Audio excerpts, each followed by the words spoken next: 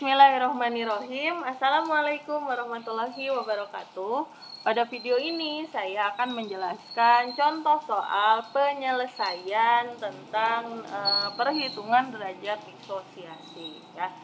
Perlu ditekankan sebelum saya jelasin ke soal, bahwa nilai derajat disosiasi itu atau zat yang memiliki nilai derajat disosiasi itu adalah zat yang terurai. Artinya, derajat disosiasi dimiliki oleh zat yang berperan sebagai reaktan.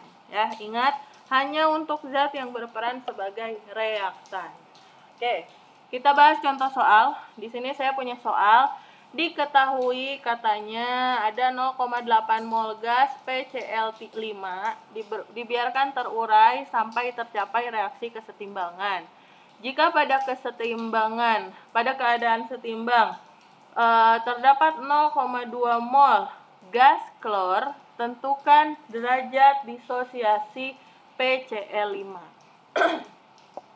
Di sini harusnya diketahui ya nilai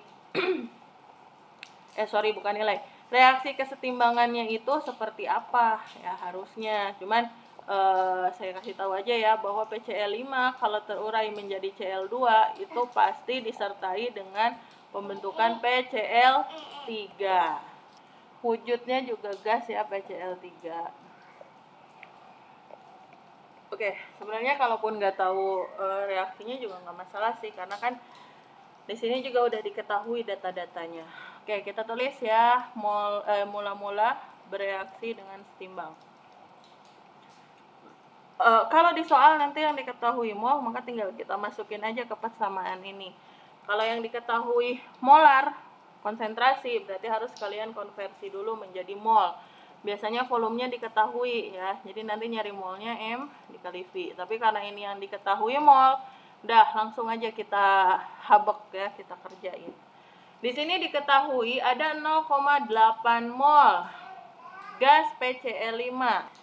Nilai dari 0,8 mol ini adalah 0,8 mol PCl5 pada saat mula-mula. Kenapa pada saat mula-mula? Ini kita tulis dulu ya, 0,8 mol. Kenapa pada saat mula-mula? Karena katanya di soal ini diketahui 0,8 mol gas PCl5 dibiarkan terurai. Berarti si PCl5 yang 0,8 mol ini nanti akan terurai. Nah, berarti yang 0,8 mol itu adalah pada saat mula-mula. Kalau yang terurainya berapa? Nah, di sini belum diketahui nih PCl5 yang terurainya berapa. Tapi yang akan terurai sebanyak 0,8 mol. Kemudian di soal diketahui bahwa pada saat setimbang terdapat 0,2 mol gas klor. Jadi ada gas klor sebanyak 0,2 mol. Ya. Nah, pada saat mula-mula klor sama PCl3-nya nggak ada ya. Nah, kemudian kita bisa menghitung ya, dari sini kita bisa mulai menghitung berapa sih Cl2 yang bereaksi. Kenapa? Karena mol mula-mulanya udah ada, si Cl2 itu adalah 0. Kok 0 tahu dari mana? Karena si Cl2 ini kan produk ya. Nah, produk ini kalau di soal nggak diketahui jumlahnya, berarti hasil nilai si Cl2 jumlah si produk ini adalah 0 ya. Yang namanya produk itu baru ada kalau si reaktannya itu sudah mulai terurai. Nah, karena di sini di soal nggak diketahui jumlah Cl2 mula-mula dan PCl3-nya, maka berarti jumlahnya pada saat keadaan awal itu 0, tidak ada. Cl2 baru terbentuk kalau PCl5-nya sudah terurai. Nah, Cl2 pada saat mula-mula adalah sebanyak 0. Pada saat setimbang 0,2 mol. Berarti pada saat bereaksi berapa? Karena Cl2 ada di ruas kanan, maka ruas kanan itu mula-mula ditambah bereaksi ya. Nah, 0 ditambah berapa yang hasilnya 0,2 mol? Tentunya 0,2. Jadi 0 tambah 0,2 kan 0,2. Sehingga di sini kita tahu bahwa Cl2 pada saat bereaksi adalah 0,2 mol ya.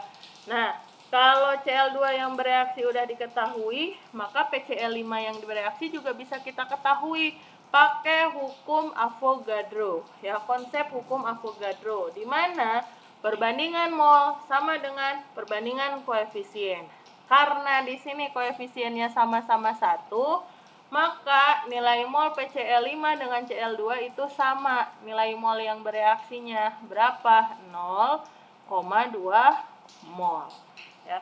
PCl3 yang bereaksi berapa? Sama, 0,2 mol juga. Nah, berarti PCl5 yang setimbang ada berapa? Ya, kalau di ruas kiri kan dikurang. 0,8 dikurangi 0,2 yaitu 0,6 mol. Kalau PCl3 ini kan di ruas kanan berarti ditambah 0 ditambah 0,2 mol sama dengan 0,2 mol. Kemudian di soal ini ditanya, katanya tentukanlah nilai derajat disosiasi dari PCl5. Ya, jadi yang ditanya adalah nilai alfa. Alfanya siapa? Derajat disosiasi itu tentunya yang dicari adalah derajat disosiasi reaktan. Yang jadi reaktan adalah PCl5. Berarti yang kita cari adalah nilai alfa dari PCl5. Rumusnya apa? Rumusnya adalah mol yang bereaksi dibagi mol mula-mula. Nah, ini ya yang tadi saya jelaskan. Nah, kita masukin deh angkanya. Yang bereaksi 0,2, mula-mulanya 0,8. Maka nilai alfanya adalah 0,2 bagi 0,8, 0,25. Ada satuannya nggak? Nggak ada. Ya. Jadi, alfa atau derajat disosiasi dari PCl5 adalah 0,25. Kalau diminta dalam persen ya udah tinggal dikali 100 ya. Kali 100 aja. Kalau kali 100 berarti 25%. Nah, kalau kalian jawab 0,25 benar, jawab 25% juga betul ya. Begitu ya cara menentukan nilai derajat disosiasi. Oke, setelah ini saya akan membahas pembahasan atau contoh soal yang selanjutnya dari nilai derajat tentang derajat disosiasi. Oke, mudah-mudahan untuk pembahasan yang ini bisa kalian pahami. Terima kasih. Assalamualaikum warahmatullahi wabarakatuh.